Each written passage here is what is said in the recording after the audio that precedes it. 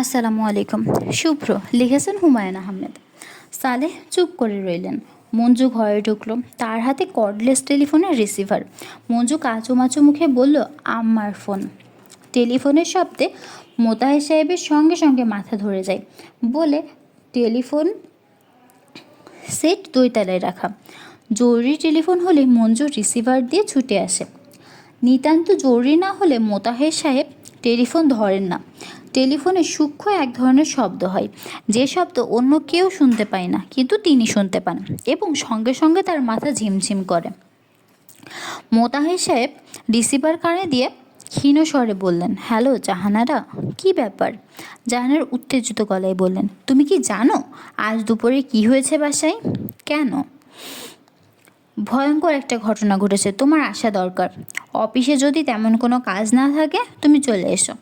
ঘটনাটা কি? বাসায় আসো, তারপর বলি। সব কিছু আর টেলিফোনে বলা যায়? জরুরি কাজ আছে, আসতে পারবো না। ঘটনা কি বলো? টাকা চুরি গেছে। ও আচ্ছা। 500 টাকা 3টা নোট।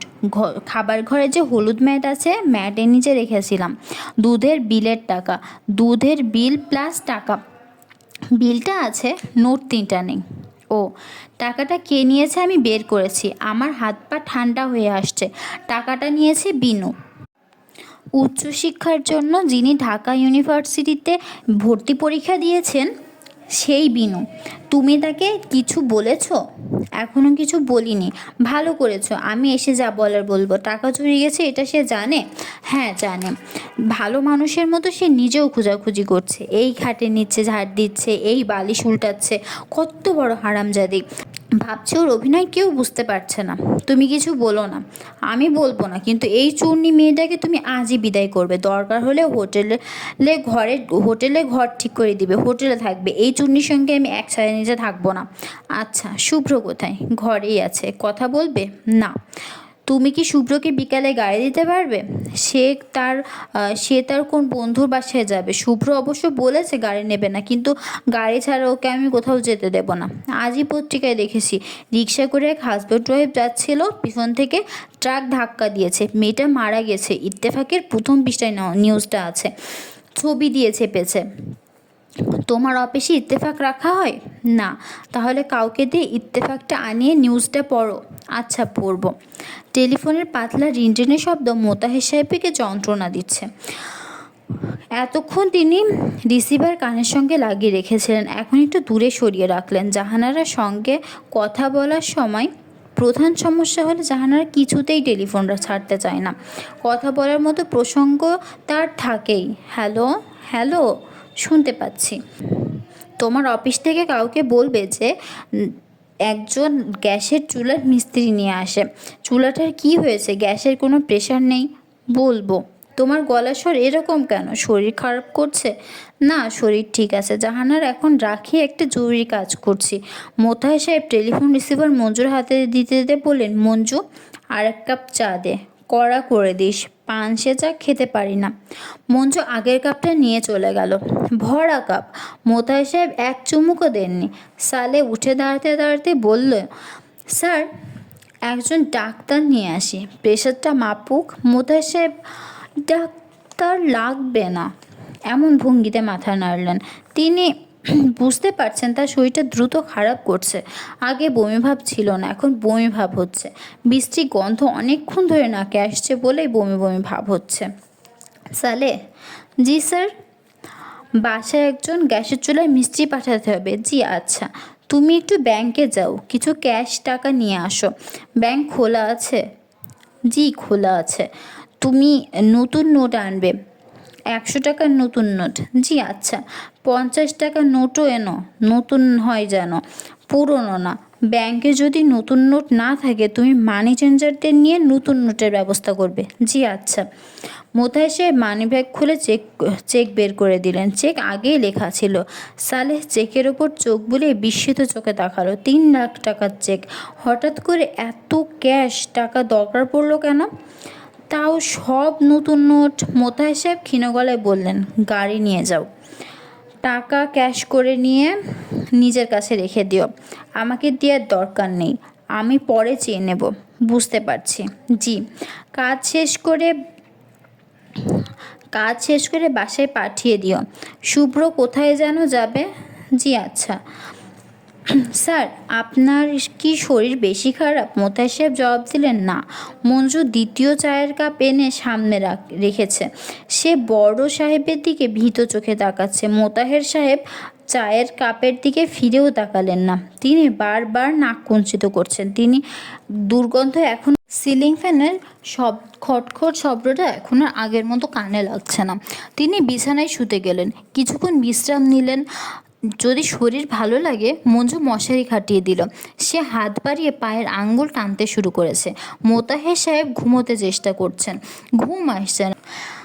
এতক্ষণ মাথা ঘুরছিল না, এখন মাথাও ঘুরছে। এটা হচ্ছে ফ্যানের দিকে তাকিয়ে থাকার জন্য। অসুস্থ অবস্থায় ঘুরন্ত কোনো কিছুর দিকে তাকাতে নেই। বাইরের ঘূর্ণি মাথার ভেতর ঢুকে যায়। তিনি মঞ্জুকে ফ্যান বন্ধ করতে বললেন। মঞ্জু লাফ দিয়ে উঠে ফ্যান বন্ধ করলো।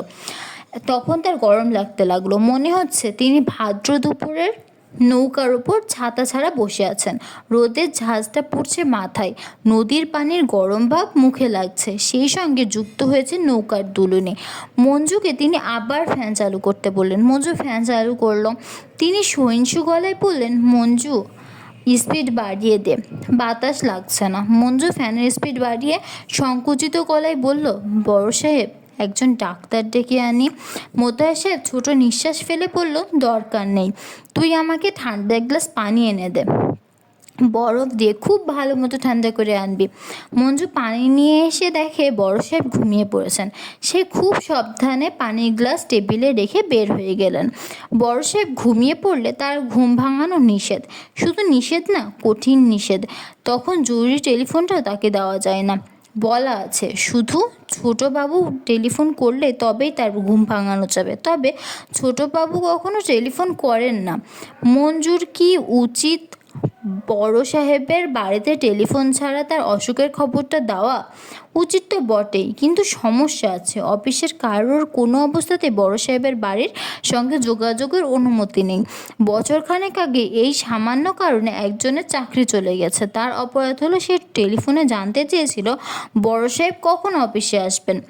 জাহানের আসরের নামাজে বসার প্রায় সাথে সাথে ঝেঁপে বৃষ্টি এলো। তিনি তখন সূরা ফাতিহার মাঝামাঝি। তিনি খুব অস্থির বোধ করলেন। এই বাড়িটা এমন এমন যে বৃষ্টি এলেই পূর্ব দিকের বারান্দার গ্রিল দিয়ে বৃষ্টির পানি ঘরে ঢোকে। রান্নাঘর আর শুভ্রর ঘরে পানি থই থই করতে থাকে। শুভ্র তাতে খুবই মজা পায়। তিনি অস্থির বোধ করেন। বাড়িতে 2 দিন ধরে কোনো কাজের লোক নেই যে এরা বুদ্ধি করে জানালা বন্ধ করবে। আর শুভ্র এমন ছেলে যে হা করে বৃষ্টি দেখবে, জানলা বন্ধ করবে না। তারপর বৃষ্টির পানিতে নিজেই হোঁচট খেয়ে পড়বে। নামাজ ছেড়ে উঠে যাওয়া ঠিক হবে না, বড় রকমের গোনার কাজ হবে।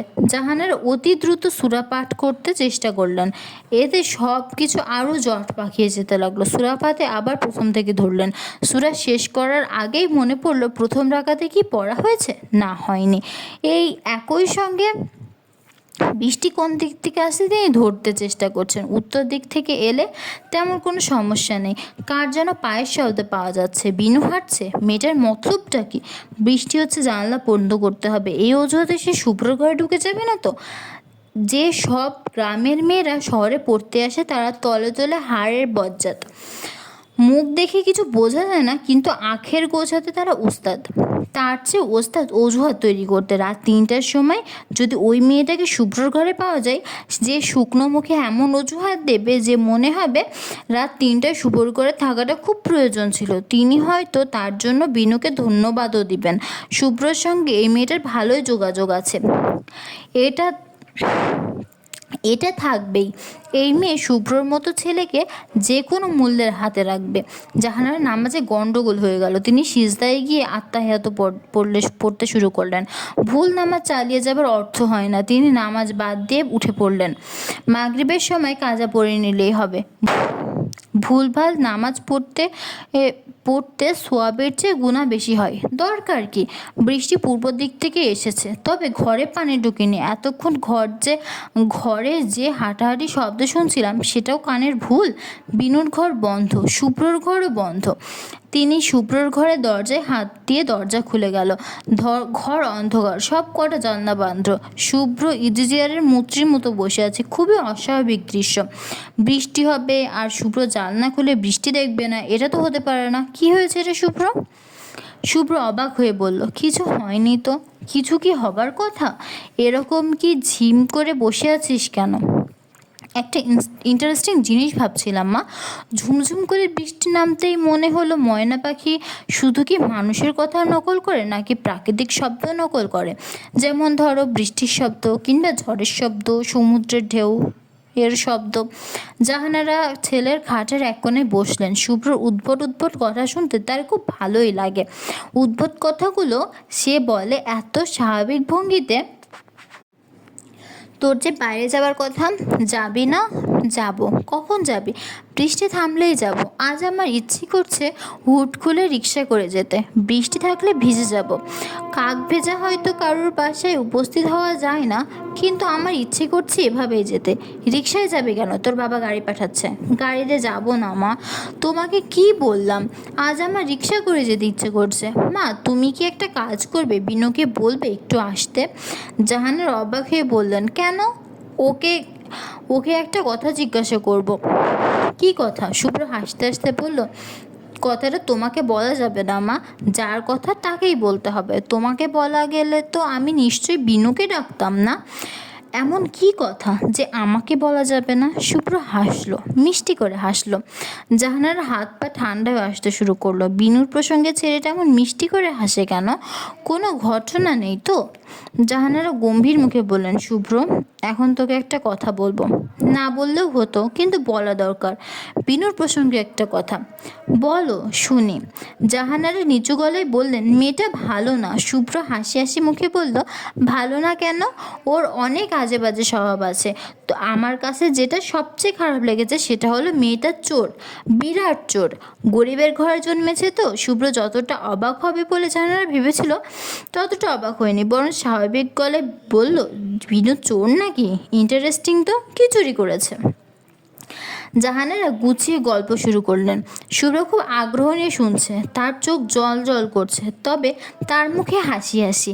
জাহানারা চাপা গলায় বললেন, খাবার ঘরের টেবিলে চায়ের কাপে চাপা দিয়ে 3টা 500 টাকা নোট রেখেছিলাম দুধের বিল দেবো বলে।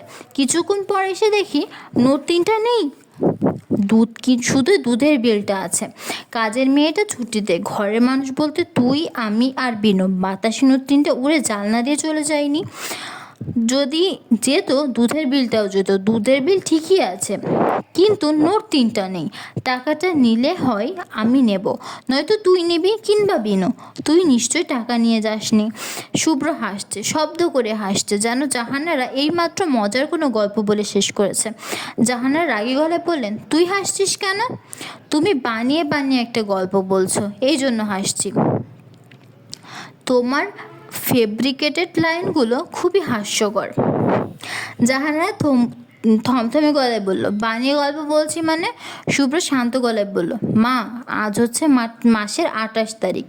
আজ তুমি দুধের বিল দেওয়ার জন্য টাকা বে করবে না। এটা 31শে মাস। দুধওয়ালা দুধের বিল দেয়নি, দুধের বিলই দেয়নি। জাহানারা ছেলের দিকে তাকিয়েছেন, কি বলবেন বুঝতে পারছেন না। শুভ্র খুব সহজ গলায় বলল, মা, আমি খুব ছোটবেলা থেকে লক্ষ্য করছি তুমি বানিয়ে বানিয়ে অনেক কথা বলো, এবং একসময় তোমার বানানো কথা তুমি নিজেই বিশ্বাস করতে শুরু করো। আমার মনে হয় এটা তোমার এক ধরনের অসুখ। জাহানারা যন্ত্রের মতো বললেন, আমার অসুখ? হ্যাঁ, অসুখ। আমি যখন ক্লাস 3তে পড়ি তখন স্কুলের সিঁড়িতে পা পিছলে পড়ে ব্যথা পেয়েছিলাম। চশমা ভেঙে গিয়েছিল, চশমার কাছে কপাল কেটে গিয়েছিল। তুমি সবাইকে বলেছিলে রিক্সা করে বাসায় বেরোর পথে আমি অ্যাক্সিডেন্ট করেছি। পেছন থেকে একটা প্রাইভেট কার এসে ধাক্কা দিয়ে আমার রিক্সা ফেলে দিয়েছে। কত বছর আগের ব্যাপার, অথচ এই ঘটনা সেদিনও তুমি ইউনিভার্সিটিতে আমার বন্ধুদের বললে। কখন বললাম? আমার হাম হয়েছিল। সেই সবাই দল বেঁধে আমাকে দেখতে এসেছিল। তখন বললে, যখন বলেছিলাম তখন তুই আমাকে ধমক দিয়ে থামিয়ে দিলি না কেন? তখন কেন বললি না আমার মা মিথ্যা কথা বলছে, আমার মা মিথ্যাবাদী? শুভ্র বলল, মা তুমি রাগ করছো কেন? জাহানারা কাঁদো কাঁদো গলে বললেন, তুই আমাকে মিথ্যাবাদী বলবি আর আমি রাগ করতে পারবো না? তুই চুপ করে বসে থাক, নড়বি না। আমি দুধের বিল নিয়ে আসছি।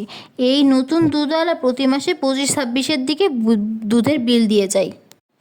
এখন আমি ডেইরি ফার্ম থেকে দুধ নিচ্ছি। ওরা খুবই নিয়মকানুন মেনে চলে। শুভ্র বলল, একটা মিথ্যা বললে পরপর অনেকগুলো মিথ্যে আসতে বলতে হয় মা। তুমি দুধওয়ালা বদলাওনি, আগের দুধওয়ালাই দুধ দিচ্ছে। গতকাল তার সঙ্গে আমার দেখা হয়েছে। আচ্ছা, যা আমি মিথ্যাবাদী। এখন আমাকে কি করতে হবে? তোর কাছে ক্ষমা চাইতে হবে না, বিনুর কাছে ক্ষমা চাইতে হবে। শুভ্র বিব্রত গলায় বলল, মা শোনো, তাকাও আমার দিকে। জাহানারা তাকালেন না, ছেলের ঘর থেকে উঠে চলে এলেন। তার মনে আশা ছিল সুব্রতার পিছন পিছন উঠে আসবে, সুব্রতা করল না। জাহানারা খুবই অবাক হয়ে দেখলেন বৃষ্টি থামা মাত্রই শুভ্র বের হয়ে গেল। জাহানারা আর চোখে লক্ষ্য করলেন বেড়াতে যাচ্ছে, অথচ সে পরেছে স্ত্রী ছাড়া একটা শার্ট, চুল আঁচড়েছে, কিন্তু আঁচড়ানো ভালো হয়নি। সিথি বাঁকা, মানিব্যাগ সিথি বাঁকা হয়েছে। রিক্সা, চুল আঁচড়েছে কিন্তু আঁচড়ানো ভালো হয়নি, সিথি বাঁকা হয়েছে। রিক্সা করে সে যে যাচ্ছে, মানিব্যাগ কি সঙ্গে নিয়েছে? তা আর সঙ্গে নিলেও মানিব্যাগে কি ভাঙতি টাকা আছে? 10 টাকা ভাড়া দেওয়ার জন্য সে হয়তো 500 টাকার একটা নোট বের করবে। রিক্সাওয়ালাকে টাকা ভাঙিয়ে আনতে বলবে, সে টাকা নিয়ে ভেগে চলে যাবে। জানারা শুভ্রর ঘরে ঢুকলেন। তিনি যা ভেবেছিলেন তাই, শুভ্র মানিব্যাগ ফেলে গিয়েছে। বিছানার ঠিক মাঝখানে মানিব্যাগ এবং রুমাল পড়ে আছে। বোঝাই যাচ্ছে শেষ মুহূর্তে সে মানিব্যাগ এবং রুমাল নিতে ভুলে গিয়েছে। জাহানারা বিনুর ঘরের সামনে এসে দাঁড়ালেন। বিনুকে খুব কঠিন কিছু কথা বলতে ইচ্ছে করছে। কঠিন কথাগুলো গুছিয়ে নিতে পারলে ভালো হতো। কিছু গোছানো নেই, অবশ্য কথা গোছানো থাকারও সমস্যা আছে। তিনি লক্ষ্য করেছেন গোছানো কথা তিনি প্রায় কখনোই বলতে পারেন না। বিনুর ঘরের দরজা ভেজানো। জাহানারা ধাক্কা দিয়ে দরজা খুলে ভিতরে ঢুকে গেল। বিনু বিছানায় শুয়েছিল, ধর্মর করে উঠে বসল। জাহানারা বিকেলের অস্পষ্ট আলোতে লক্ষ্য করলেন মেয়েটার চোখ ভেজা, নিশ্চয়ই শুয়ে শুয়ে কাঁদছিল। জাহানারা গলার স্বর যত সম্ভব কঠিন করে বললেন, আসর রক্তে শুয়ে ঘুমাচ্ছিস কেন? আসর রক্তে শুয়ে থাকা যে কত বড় অলক্ষণ, এই শিক্ষা কি তোর মা বাবা দেয়নি? নামাজও তো ঠিকমতো পড়তে দেখি না। তোমাদের বাড়িতে নামাজের চল নেই? তোমাদের বাড়িতে কি নামাজের চল নেই? তোমার বাবা নামাজ পড়েন? বিনু নিচু গলায় বললেও, জি পড়েন। আমার তো মনে হয় না তুমি ঠিক বলছো। আমাদের এখানে যখন এলেন আমি খেয়াল করেছি মাগরিবের ওয়াক্ত হয়ে গেছে, তিনি গল্পই করছেন। বিনু চুপ করে আছে, তার চোখের পানি এখনও বন্ধ হয়নি। জাহানারা লক্ষ্য করলেন মেয়েটা অন্যদিকে তাকিয়ে চোখ মোছার চেষ্টা করছে এবং চোখের পানি বন্ধ করার চেষ্টা করছে।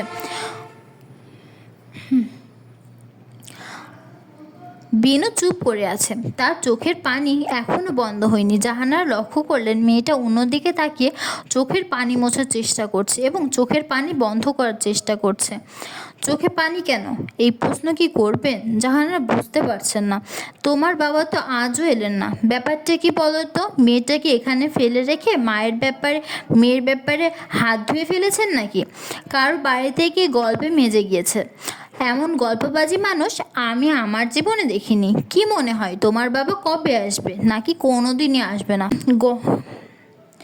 বাবা বৃহস্পতিবার আসবেন। কি করে বললে? গণা শুনে। বাবার চিঠি পেয়েছি। বাবা চিঠি পেয়েছো?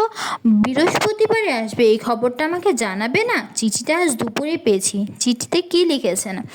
লিখেছেন বৃহস্পতিবার এসে আমাকে নিয়ে যাবে, আর বলেছেন আপনাকে সালাম দিতে। দেখি চিঠিটা। বিনু অবাক হয়ে তাকালো। জাহানা বললেন, চিঠিটা দাও দেখি কি লেখা। বাবা নিশ্চয়ই চিঠিতে মেয়েকে এমন কিছু লিখবেন না যে সে অন্য কেউ পড়তে পারবে না। বালিশের নিচ থেকে বিনু চিঠি বের করে দিল। জাহানারা বুঝতে পেরেছেন চিঠি পড়া উচিত হচ্ছে না, কিন্তু তিনি কৌতূহল আটকাতে পারছেন না। বিনু যে ভর সন্ধ্যায় শুয়ে শুয়ে কাঁদছে, তার বাবার কাছ থেকে আসা চিঠি নিশ্চয়ই কোনো সম্পর্ক আছে। সম্পর্কটা জানতে ইচ্ছে করছে। মেয়েটাকে এই বাড়িতে রেখে ইউনিভার্সিটিতে পড়াবে, এ ধরনের ইঙ্গিত তো চিঠিতে থাকতে পারে। যদি থাকে তাহলে এই বিষয়ে আগেভাগে ব্যবস্থা নিতে হবে। জাহানারা চিঠি পড়লেন। আমার অতীব আদরের কন্যা মোসাম্মদ হামিদা বানু বিনু। মাগো আমার, আমার শত সহস্র দোয়া ও আদরণীয় পর সমাচার এই যে, মা, তোমাকে আমি যে যথাসময়ে বাড়িতে নিতে পারি নাই তার জন্য আমি দুঃখের সীমা নেই। ইনশাল্লাহ আমি আগামী বৃহস্পতিবার প্রহরে চলিয়া আসিব এবং সন্ধ্যার ট্রেনে বাড়ির উদ্দেশ্যে রওনা হইব ইনশাল্লাহ। মাগো, ঢাকায় আসা যাওয়ার ভাড়া জোগাড় করতে পারি নাই বলিয়া এই সমস্যা হয়েছে। সব সমস্যা যেমন সমাধান আছে, এই সমস্যারও সমাধান আছে। বুধবার নগদ প্রয়োজন টাকার ব্যবস্থা হইবে। এই বিষয়ে তুমি কোনো রকম দুশ্চিন্তা করিও না, বাকি আল্লাহ পাখের ইচ্ছা। ভাবি সাহেবাকে আমার সালাম দিবে, অতি মহাশয়ী মহিলা। তার সঙ্গে কিছুক্ষণ কথা বলিয়া আমার অন্তর জুড়াইয়া গিয়েছে। নিজের মাতার মতোই তাহাকে দেখিবে এবং তাহার দোয়া নিবে। মাগো, আমরা অতি দরিদ্র, মানুষের দোয়াই একমাত্র আমাদের সম্বল। এখন একটা সুসংবাদ দিই, তুমি লিচু গাছের যে চারাটা রোপণ করিয়াছিলে সেই চারাতে 1 বছর মুকুল আসিয়াছে। ইনশাল্লাহ এই বছর তুমি নিজের রোপণ করা গাছে লিচু খেতে পারবে। ইহা বিরল সৌভাগ্যের বিষয়। যদিও তোমার মা গাছ কাটিয়া ফেলিবার জন্য ঘ্যান ঘ্যান করিতেছে, কারণ আমাদের অঞ্চলে প্রবাদ আছে, যে বসত বাড়িতে লিচু গাছ বপন করা হয় সেই বাড়িতে বংশের বাতি দেবার কেউ থাকে না। তবে আমার ধারণা ইহা কথার কথা। গাছের সাথে বংশের কোনো সম্পর্ক নেই। তুমি মোটেও দুশ্চিন্তাগ্রস্ত হইবে না। আমার অতি আদরের কন্যা মোসাম্মদ হামেদা বানু যে বৃক্ষ রোপণ করিয়াছে, আমার জীবন থাকিতে কেউ সেই বৃক্ষের ক্ষতিসাধন করতে পারবে না। দোয়া গো তোমার পিতা মোহাম্মদ হাবিবুর রহমান।